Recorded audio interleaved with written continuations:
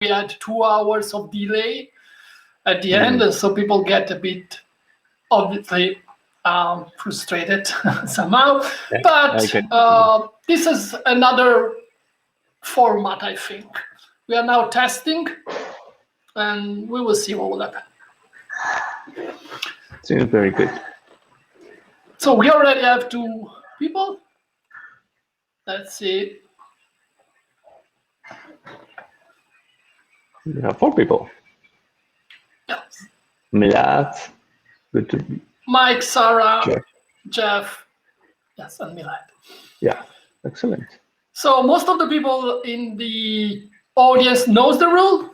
If you have a question, if you want to talk with Byron, this is your opportunity. Use the chat, Q&A, or simply raise your hand. We will invite you on stage, and you can talk with Byron directly. So I will remove myself. I will go in the small corner to not disturb Byron, and I will try to facilitate the conversation.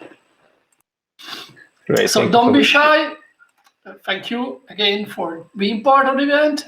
Don't be shy. Throw your question. We would like to hear from you. We would like to hear your feedback.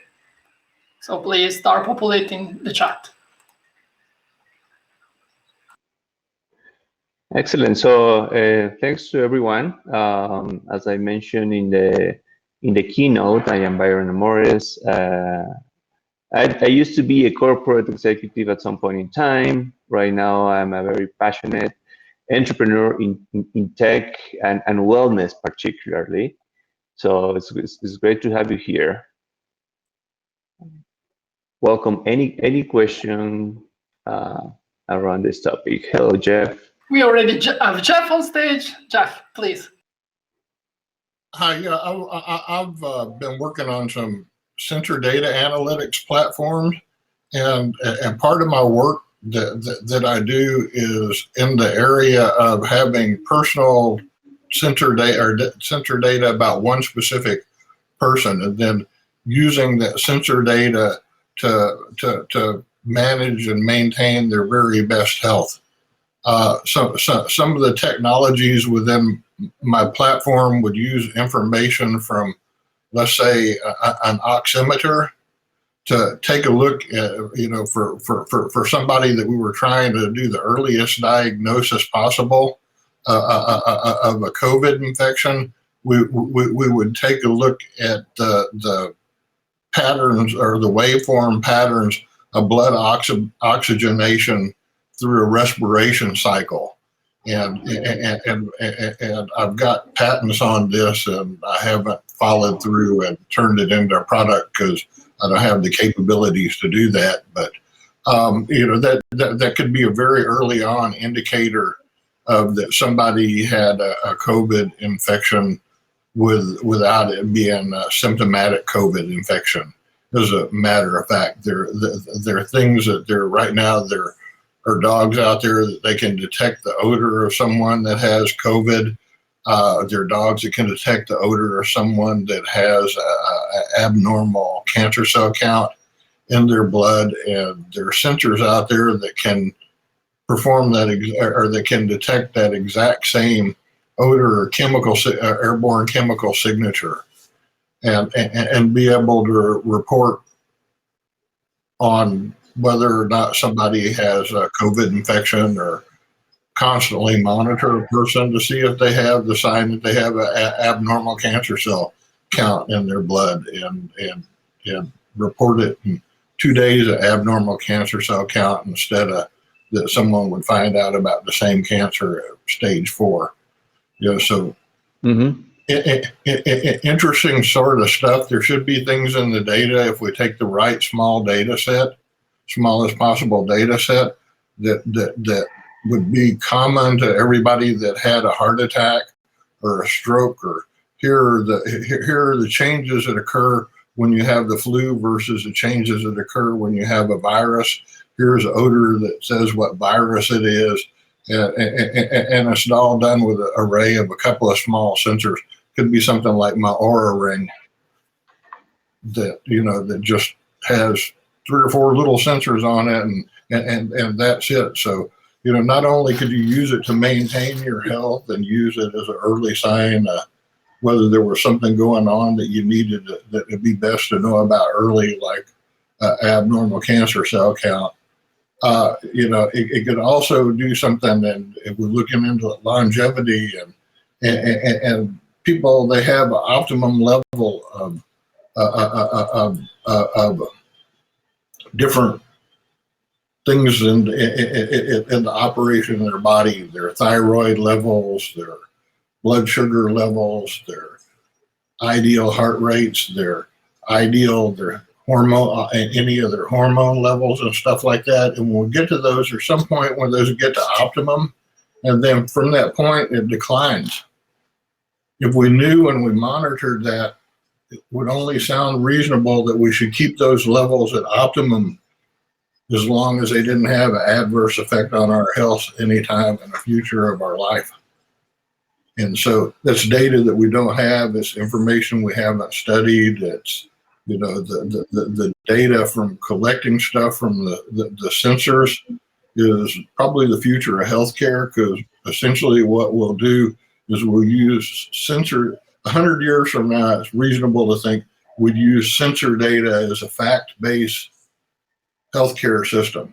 If this and this occur based on what your sensor values are, you'll have a heart attack in 2 hours or 2 days or 2 weeks. Yeah, definitely. Yeah. So if I get you, Jeff, which is very interesting about collecting that data and being able to precisely detect whether a person has COVID-19 or not. The way that I see it, the way that I'm working with data, I will put this try to put this in trauma, right?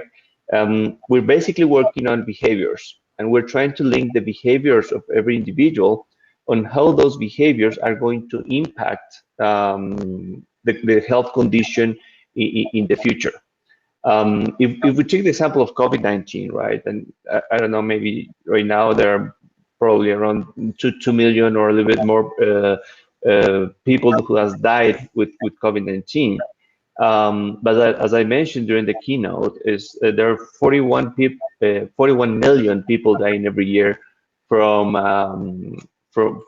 conditions that could have been prevented, and those that are developed not by a virus, but are developed by a lifestyle. So the idea is, if our lifestyles are taking us toward develop a chronic condition in the future, with the technology that we have today, can I work to prevent that and work on the behaviors before we develop those conditions? And the answer is yes. I mean, we have several activities working from sensors, and even the simpler sensor, which will be in your phone, and it will count your steps. And let's talk about from the basics. And to really understand your patterns of sleep, your patterns of eating, your patterns of connecting with other people. And if we can, after collecting all that data, start working on a behavioral change that will move people to introduce healthy habits in their lives. And with that, also providing a digital treatment or prevention. I wouldn't say treatment, because we spend a lot of money on treatment and not too much in prevention. And from that, we can start working on prevention. That's the key solution. So there are 3 pieces of technology that take place here. One is collecting the data, and the data could be collected from your behaviors, from the sensors, and all that. The second piece of the technology, which is a mixture of technology, methodology, and neuroscience, is how I'm going to influence in people to change behaviors, and we can use from methodology, gamification, and behavioral science. And then the third one is, okay, with all that information, how can I use technology to prevent future conditions, right? And then in each one of those 3 stages, we have different technologies that we can use, from sensors to AI to VR and another type of technology. So it's a whole pattern of a new model that will help us to reverse the condition of the health system right now. Because there's a lot of technology in the health system right now, but it's dedicated to cure illnesses now, right? So what we're looking is, instead of trying to cure, why don't we prevent? And that's our focus, and that's how we're using the data. Probably the same data as you're collecting right now, Jeff. So that's what we're doing. It seems like what you do is just a sector of what the field or the area that I'm working in. That if somebody would identify that, let's say that a cholesterol level was too high, or that whatever that might be, then y'all would come in as an intervention. So the constant monitoring of somebody's metrics, whenever it sets off an alarm and says, here, you've got the first sign of a person has the first sign of a COVID infection, or here that you've got the first sign of the flu that everybody's got that might have. Here's an intervention you do. You have the first sign of this mental health incident, or whatever the case may be. And then you apply all the other factors for the intervention to prevent the adverse health event from happening. Right, exactly. So we're trying to work in the first signals of that, and looking at different personalized patterns. Try to understand that what's going to happen with somebody if that person continues their current lifestyle as it is. It might evolve into a diabetes. It might evolve into depression, or any of those non-communicable diseases, right? So we're trying to work on those specific ones before any condition appear in the future. Sometimes let me Jeff, sorry to interrupt you, because I don't want to kick you out of the stage, but I have a question in the Q&A that I would like to present to Byron, because it's exactly about the data model. And the question is from Linda. Linda asked, what is the role of stress and stress prevention in your model? Yeah, stress right now is one of the causes that is when you are under stress, when you're under pressure,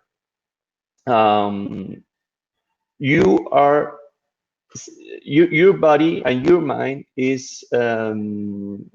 has low tolerance to viruses, low tolerances to situations that will cause depressions, for instance.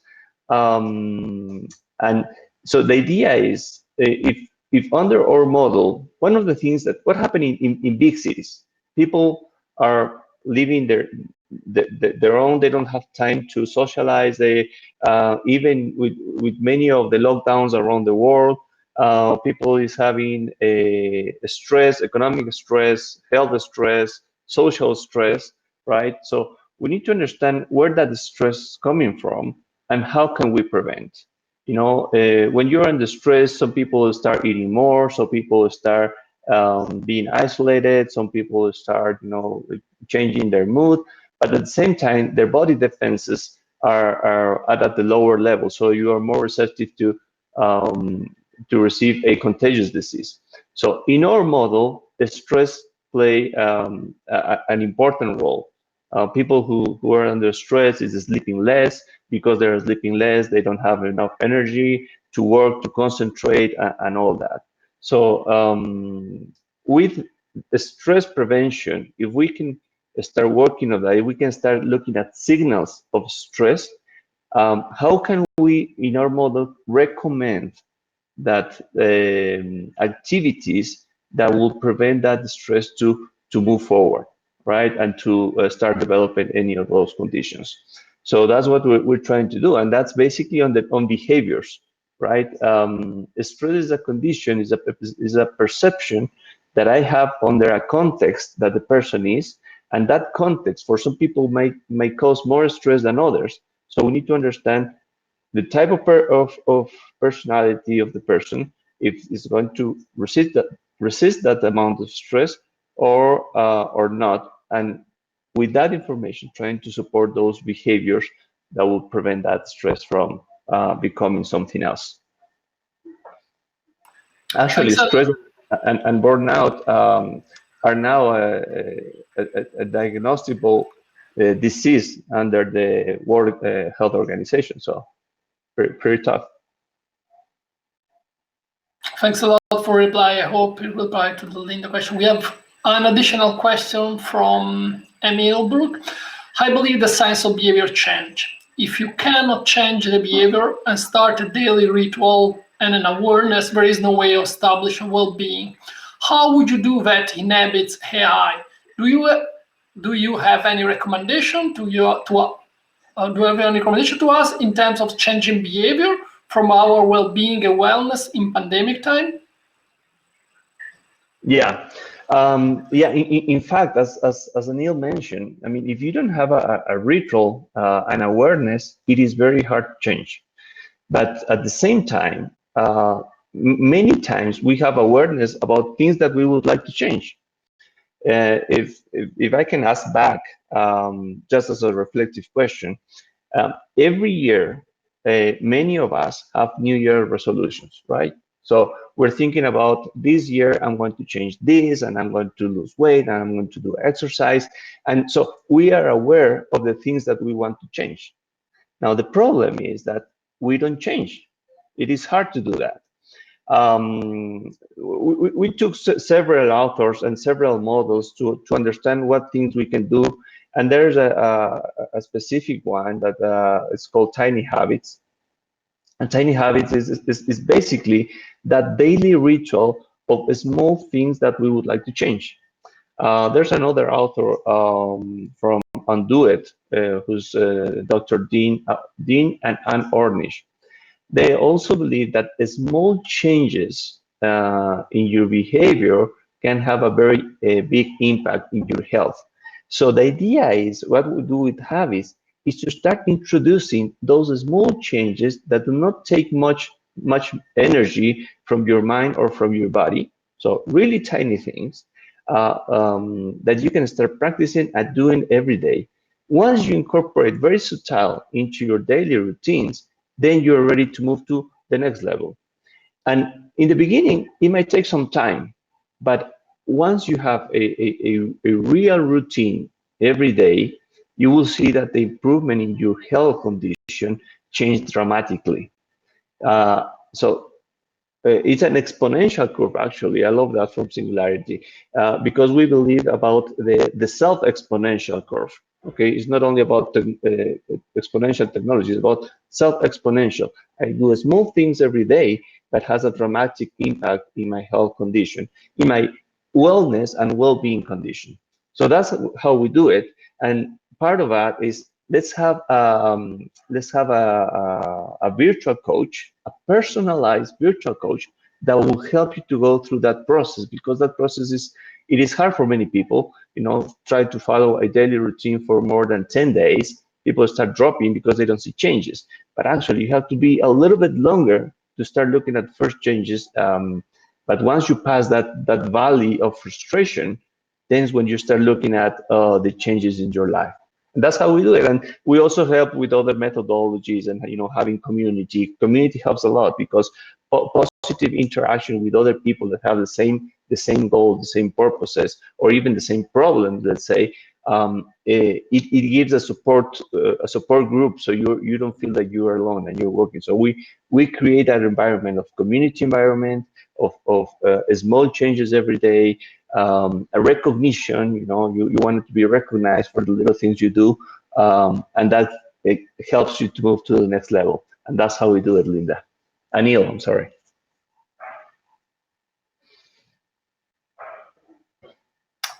Thanks, Byron, again. So let me see if we don't have any additional question at the moment. So, we have it.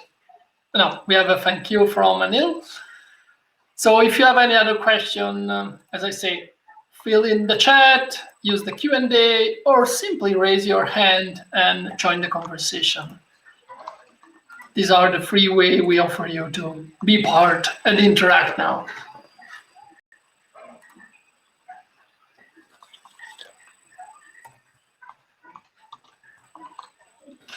But in the meantime, we have a raised hand.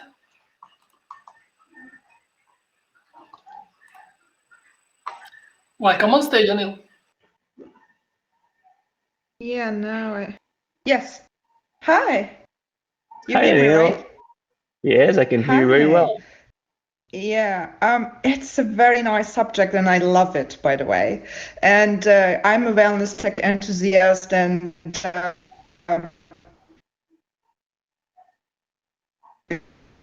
roles, teachers, and I mean, for the last 10 of my life, and I also have a digital career. And I'm creating some content too, like meditations, different stuff. I mean, breathing games. And I believe that actually the best gift that we could give to our children in this technology age is the technology awareness and breathing awareness. So I'd love them to play breathing games and mindfulness games before they start playing the computer games. So this is I'm trying to do actually every day when I wake up.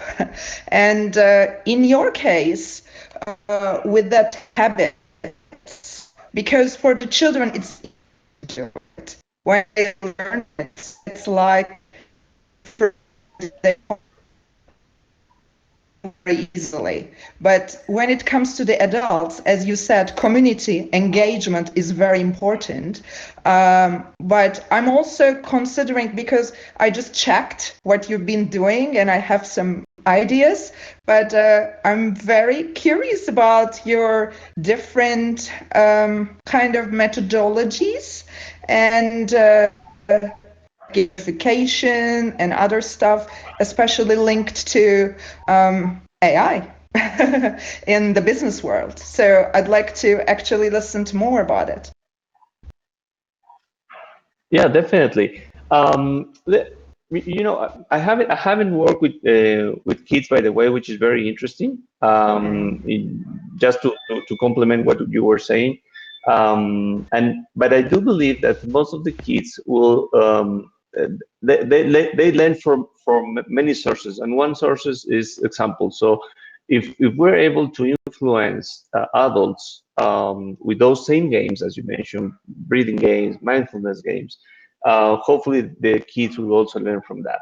Okay, but since we have been focusing on adults mainly, and let's say on communities, adult communities and companies, enterprises, some of the methodologies are basically, you know, people need to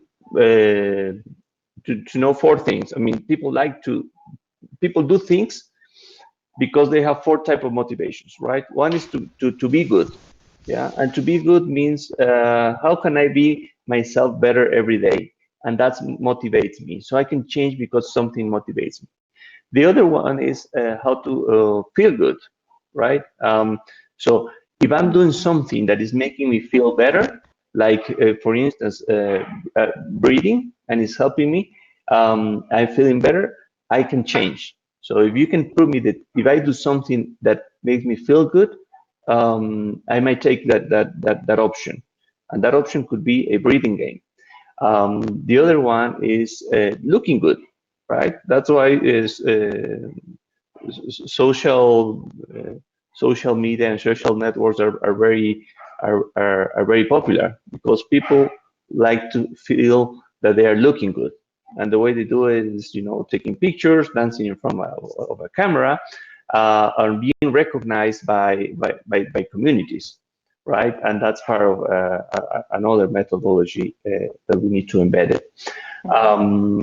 So those are just examples on how we can work with adults, right? The other thing is in terms of gamification, you know, when you like a game, You like a game when not when you're playing. You like a game when you're feeling it, right, in your body.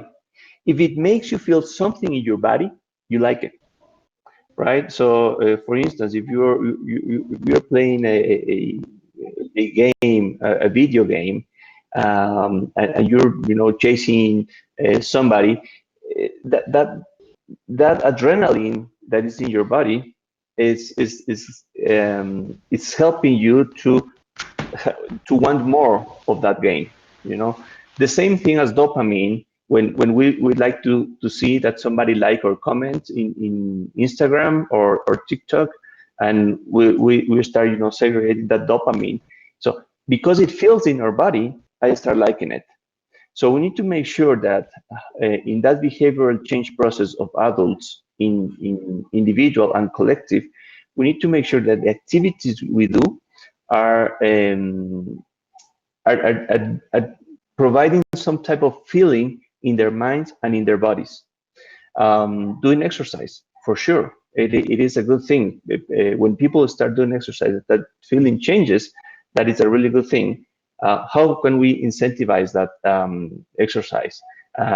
If you give recognition, if you give points, if you give coins, virtual coins, whatever it is, or just a simple competition among peers, it provides you that feeling that you're achieving something, and that helps you to change. So those are some methodologies. I know I was a little bit broad, but if when you start working deeply on that, and you create a context for people to start feeling those to having those feelings, is when you really can help people to change. And you can, basically you could have used change for good or for bad. We wanted to use for good, and this case is for health prevention. That's true. That's true. Thank you very much. And I have another question, because it's very important to me, that as soon as we close to the technology, somehow we are a bit kind of apart from nature and nature intelligence. And everyone talks about emotional intelligence in those days, but I think emotional intelligence is very related to nature intelligence. So what would you like to say about those things when it comes to technology? Yeah, like for instance, what has happened so far about let's say emotional intelligence when you're talking to a bot, right? So one of the things that we're seeing more often, and we didn't saw that in the past, is that people start having interactions with bots. And the interaction that you have, either when you're writing to a bot, or when you're having, a robot in the airport that is talking to you and giving you directions. The problem that we used to see a few years ago was that those bots didn't seem to have emotional intelligence, right? Didn't seem to be empathic with you. With the current technology, what we're seeing more often is that even though the bots are not having feelings, your perception as a human is that they seems that they understand you, and when they smile at you, you're like, oh, so you start connecting. Your mind is giving you the feeling that you're talking to somebody that is understanding you and it's understanding your feelings. So the reality that we will see in the future, and I'm talking about 15 years from ago to now, that you'll see those changes, and you will see those changes in a more sophisticated way in the coming years. So when I'm talking to a bot and the bot is understanding me and giving me the input that I need to have to change my goals, instead of having somebody saying, hey, you haven't lose the weight that you committed to, you're having a bot says, hey, Byron, you can do it, and you see that emotional connection. It is amazing what you can do. And the good thing is that you can, having that bot program to be with positive psychology all the time. So it will be giving you all the positive input. So that's a good thing uh, about bots. Of course, on the other hand, you miss the human to human interaction, which is Yeah. we shouldn't take out of the loop. It should be there at all times, but we will see both coexisting. Yeah. Thank you. And did your you. habits Thank have you the for. English version? Okay, sorry. Too No, many no, questions. go. I'll get in touch with No, you. no, stay on the stage. Stay on the stage, but I would like to read two questions from the audience, and then you can go on. So one question is again from Linda, and she asks, is there a relationship between personality, which you mentioned, and habits? That's the first question.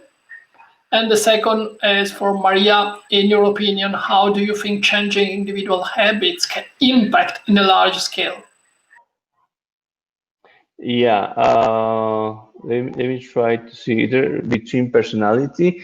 Yes, definitely. Personality has a very important role. Not changing habits for everyone, and that's why we have all diverse personalities and all diverse tastes and all that. But the good thing about the technology is that technology start understanding us. That with just a few clicks, Facebook knows more than me, than myself, right? So and that's amazing.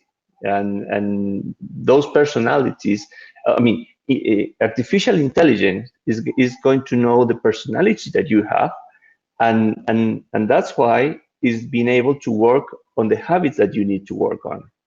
So it is very important, but technology is taking care of that. And the second question, it says, your opinion, how do you think changing individual habits can impact in a larger scale? Well, that's a very good question because, I mentioned, once again, let me rephrase back what I said in the keynote.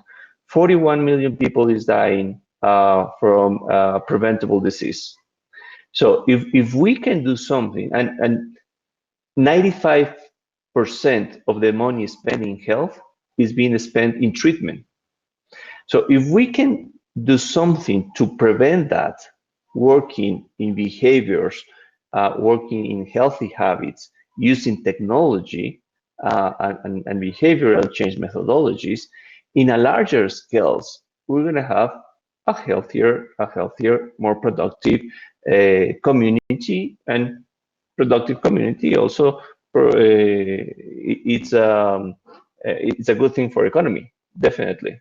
Of course, the SIC industry is also very rich, right? I mean, it's giving a lot of money to an industry that is developing and all that. I'm not against the economic model. What I am against of is not doing something for prevention, because we need to work on that. I think the health industry needs to focus a lot in those communicable diseases, in those transmittable diseases, and prevention should take care of the rest. So it's just a rebalance of things. Thank you for that question. Thank you for answering. Anil, sorry, didn't want to interrupt you, but I would like to read them. Please go ahead. Actually, I will skip to another question about what you said about community before, because to me it's very important, especially for the employee engagement and to feel like, doing something and sharing, especially in a community when you really try to change your habits, especially even if it's something related to your health. Even it is very, very important for your life. I mean, it's not easy. And to me, as a woman, my needs are different from men and employees of men. And plus, as a mother, I also take care of my children's health and child's health. So I think on the horizontal and vertical level, even those communities and their needs are completely different.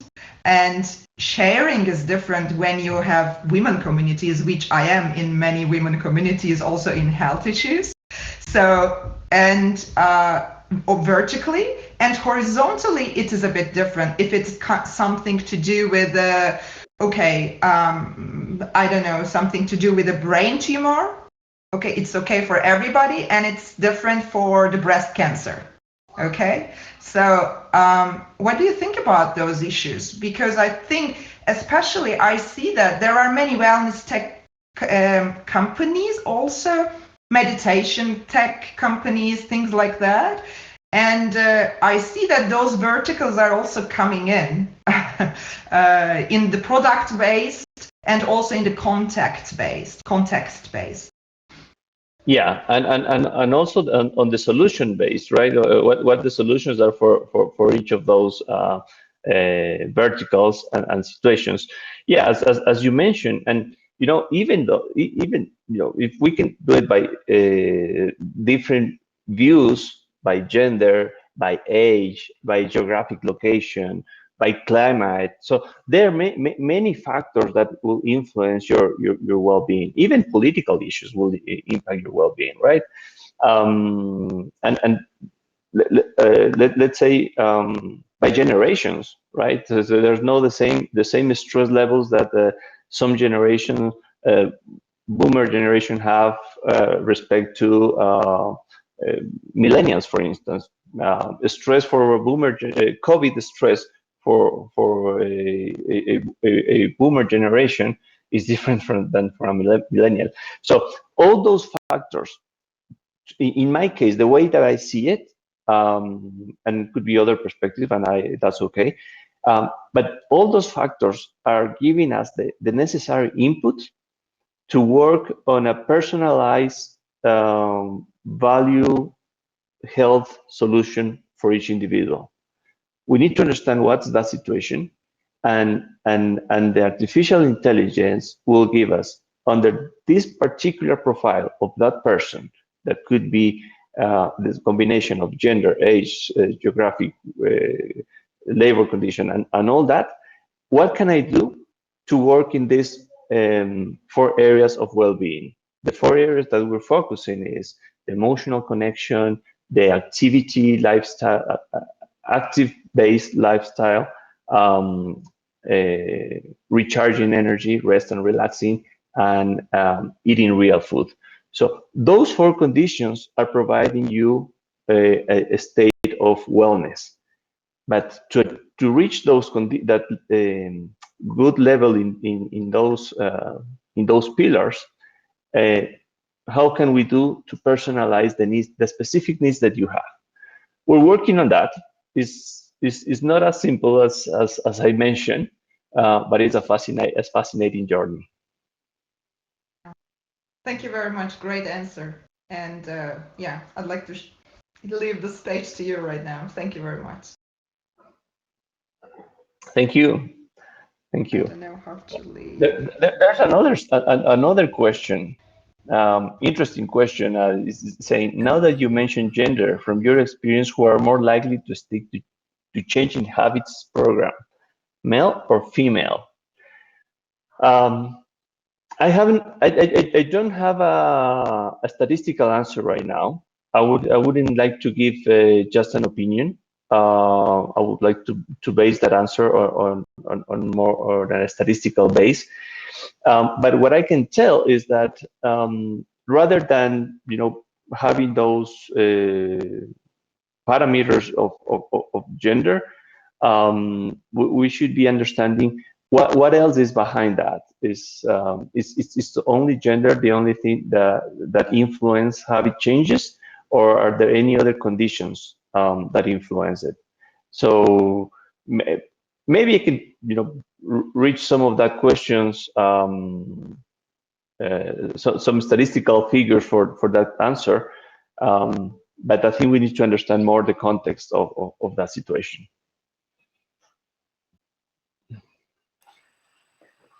Thank you, Byron. So we have 5 minutes more. So last question, if someone would like to throw in the last question, please. Yeah, no, we did all on the Q&A, so we need only one more. Otherwise, in the meantime, if you would like to share with the audience your contact, your website, in the meantime, so we can get in contact and stay in contact with you, that would be great.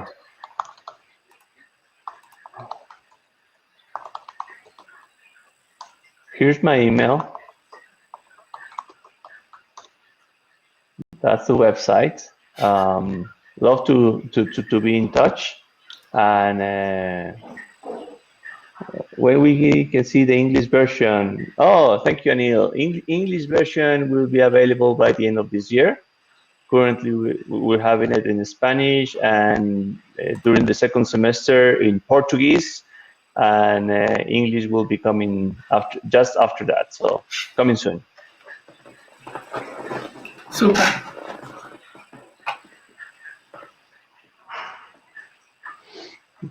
So Byron, thanks a lot again to be on stage, to join the event, to support us and support the community. We really appreciate it. And for you now, it's 1 p.m., correct? It's quite 1 p.m. Okay, so still a bit long day forward. We will have, I think, 6 hours more of events. So if you would like to stay on board and join the other session, we will be super happy. And maybe we can meet you in another session. Definitely. Thank you very much, Fabricio, for all these events. I think it's amazing. Great minds, great topics. So looking forward to look at our sessions. Thank you a lot. Thank all the attendees. Thank for the question. And now you can join the lounge or just visit the booth, and we will start the keynotes session, the last keynote session, in around 10 minutes. So see you there, and thanks a lot for being with us. Thank you again, Byron. Thank you. Bye.